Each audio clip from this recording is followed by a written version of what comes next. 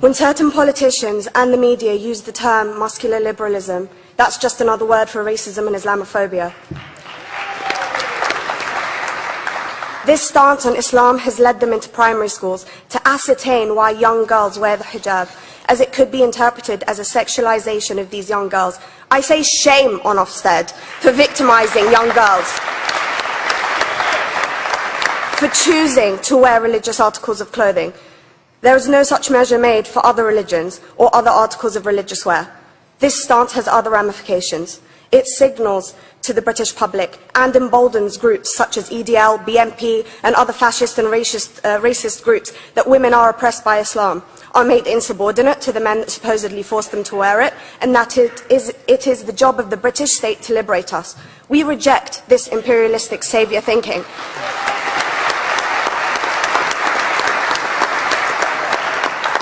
And I am here to state for all people who choose to practice their beliefs openly that we are not oppressed by our faith.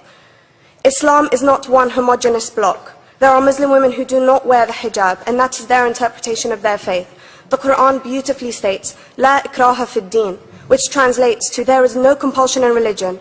My faith has given me the right to choose 1,400 years before the Universal Declaration of Human Rights told me I could. A fun fact for you, conference. My dad didn't want me to wear the hijab. I chose to. Those of faith, thank you. Those of faith should have the right to choose to wear their articles of faith. Sikhs wearing the turban, Jews wearing the kippah, or Christians wearing the crucifix. Practicing my right to freedom of expression through the hijab empowers me and other women like me to know that we are able to make decisions for ourselves. Through the hijab, women like me feel empowered to overcome the social expectations of sexualization that is relevant and has currently resulted in many cases of anxiety and worse. I can speak for myself and others like me. At school, I was able to focus more on the thoughts that were running through my mind than how good I looked to the world. The NUT has supported a woman's right to choose when it comes to pregnancy. I want conference to support my right to wear the hijab.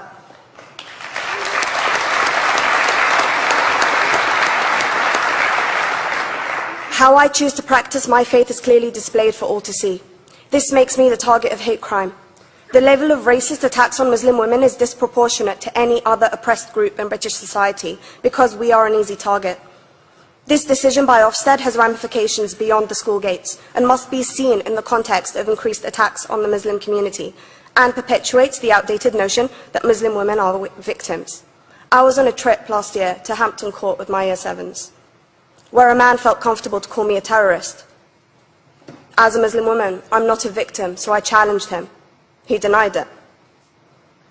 I'm sure you've heard of the Punish a Muslim Day. It's been spoken about a few times already this morning. And as a Muslim, I'm actually quite optimistic. They're trying to limit it to one day. That's 364 less than normal.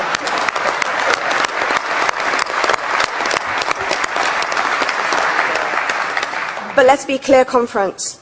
Islamophobia and other forms of racism affects non-Muslims too.